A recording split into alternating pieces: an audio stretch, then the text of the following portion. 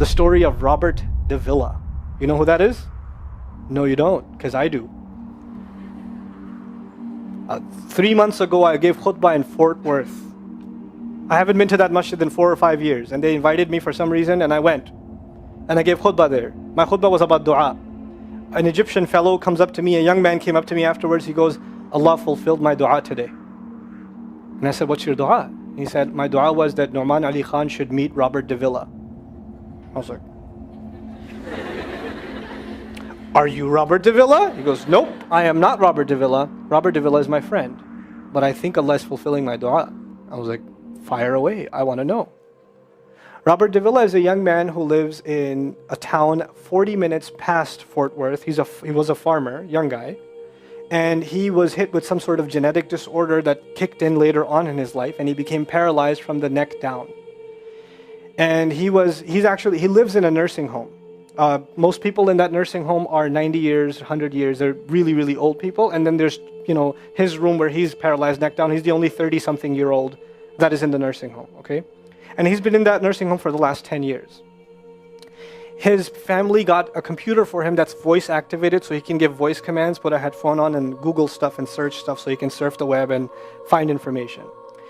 In his room, and by the way, staunch Christian family, the minister comes and prays for him every week and things like that. And his best friend was in the bed next to him. One of his best friends. He became best friends because he met him at the nursing home. This person was also paralyzed and he needed a new liver. Okay? A liver transplant. He was waiting for a liver transplant. And they used to talk about, God and things like that all the time. They were good friends. Finally, his best friend got a call that there's a donor available for the liver.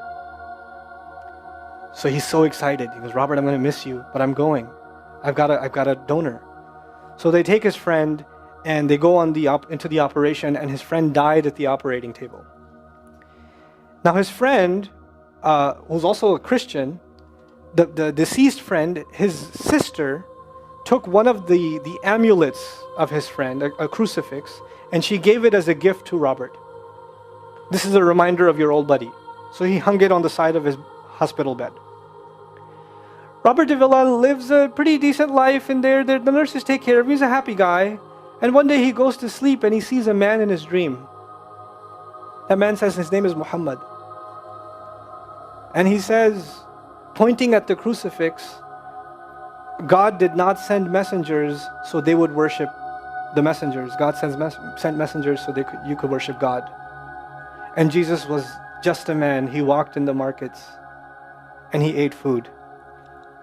He walked in the markets and he ate food, and the dream stopped.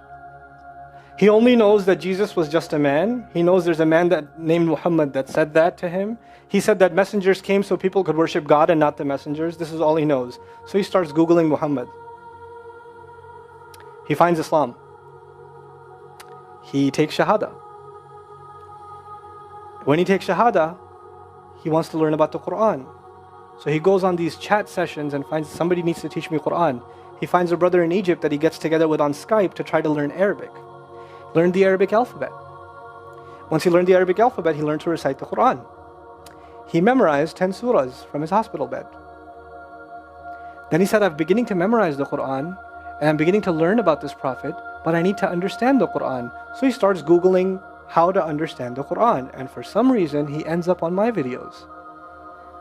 And he starts watching my stuff. And he watched almost everything. And then here's the kicker. In the nursing home, there was an Egyptian fellow that used to come in and do some repair work.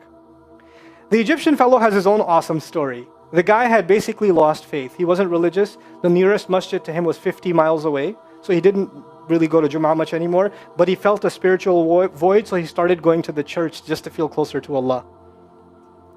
Raised Muslim. He goes to the church just to feel closer to Allah. He's passing by Robert's room one day and he hears وَالْعَصْرِ إِنَّ الْإِنسَانَ لَفِي خُسْرٍ. So he walks into his room and says, Robert, what are you listening to? Robert says, nothing. That was me. And the guy says, you're Muslim? He goes, yeah, I became Muslim.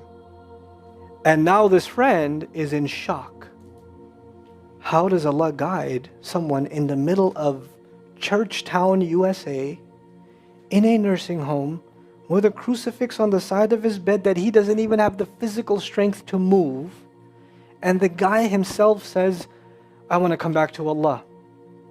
So he tells him about his, the friend he found online, Nouman Ali Khan. So the Egyptian fellow starts watching my videos. And then he says, I wish I could meet him one day. And he says, okay, I'll pray for you. And after 5 years, that Egyptian friend shows up at the same masjid that I haven't been to in 4 years. And after Jum'ah says, I think Allah wants to fulfill my friend's dua and my dua. So I said, I think He does. Let's go. So I took a few of us and we went. And we met with Robert.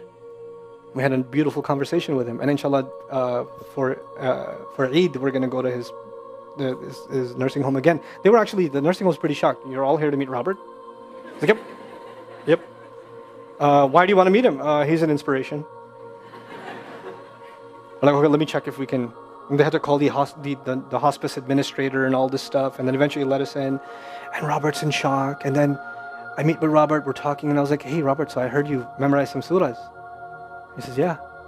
Can you recite one for me? So he recited Surah Al-Asr. Not one of us was not crying. We're just in tears. When somebody turns to Allah, don't worry about the means. Guidance will come. Balance will come. I want to tell you some more about Robert because young guys are here. Young guys that play basketball. Young guys that are healthy. Young guys that have ambition. I told you what's his paralysis, from where to where? Neck down. He has a special wheelchair that has to hold pretty much every part of his body in place. He can't just sit in a wheelchair. It holds his neck and it holds every other part of his body in place because he has no control over his limbs. And he has to have a special van where the wheelchair locks in so that if it goes through a bump or whatever, he doesn't, receive the shock. So he made a request. He wants to go to the Friday prayer. They didn't have the special van, so they put him in a regular van. And so he went in the regular van and a few bumps and his spine got even more hurt. He went to Jumu'ah. He came back in excruciating pain. And they said, I'm sorry, Robert, you're no longer able to sit in your wheelchair. You're going to have to stay in your bed for the next 6 months at least. If you see recovery, then you can get back up again. I met him in that span. He had already been in that bed for 3 months already. And the reason he was in that bed is he went to the Jummah prayer. And he told me about the Jummah prayer. He said, I've never felt more peace in my life than I was in that masjid. And you know what I'm going to do, Brother Nouman? When I can sit in my chair again, I'm going to go to Jummah. I'm going to go to the masjid because I've never felt like that before. There's someone who has nothing but control over his mouth and his eyes. And he says, I only find peace in the masjid. And here we are. These masajid, I don't care what ideology, what school of thought, what they're talking about in the masjid, what fitna is there. I don't care. It's still Allah's house. Just go to pray. Don't go there to talk to people. Go there to talk to Allah. Just go to talk to Allah. You're just going for you and Allah. That's it. That's it. Other things will come, but you're not going for them. You're just going there to find peace. You'll become different people. If Allah can guide Robert Davila, Allah guide everybody. And then he said, sometimes I wonder why Allah put me in this position. And then I say to myself, what, am I kidding? Allah has given me so much. I am so grateful for what He gave me. And if this is the way He was going to bring me to Islam, it's all worth it. So worth it. You have Muslims that lose a little bit of health and they say, why is Allah doing this to me? And this man, if you would think, nowadays atheists argue because of suffering, there's no God. If one man has in a position to say, I don't believe in God. If there was a guy, why would I be in this position? It would be Robert Davila. That guy would say, I don't believe in God. If there was one, why would I be in this mess? And yet he's in this position, and I've never seen a face with more nur. Never. I've never seen a face that has more contentment on it. He's so satisfied with life. He's so happy. He's just happy.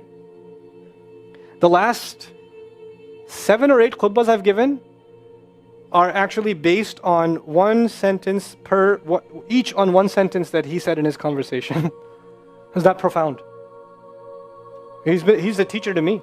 I consider him a teacher. He's my sheikh. Somebody says, who's your sheikh? I say, Robert Davila. Really? Is that a pizza place? Or no. The guidance is all around us. You don't have to get worried about what's not there. There's plenty there. You know what Allah did for the people of the cave?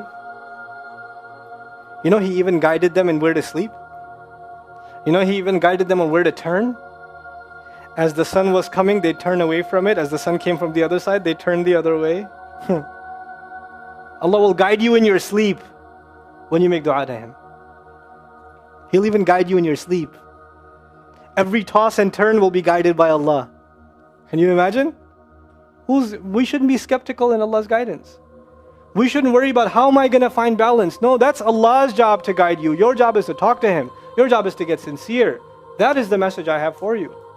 That is how we're going to find balance. Honestly. And if once you do that, once you become sincere to Allah, Allah will open doors. Allah will give you friends. Allah will give you teachers. Allah will give you access to resources, all of which are going to bring you closer and closer and closer to Him and to the truth and make life better for the people around you. This is really the gist of what I wanted to share with you.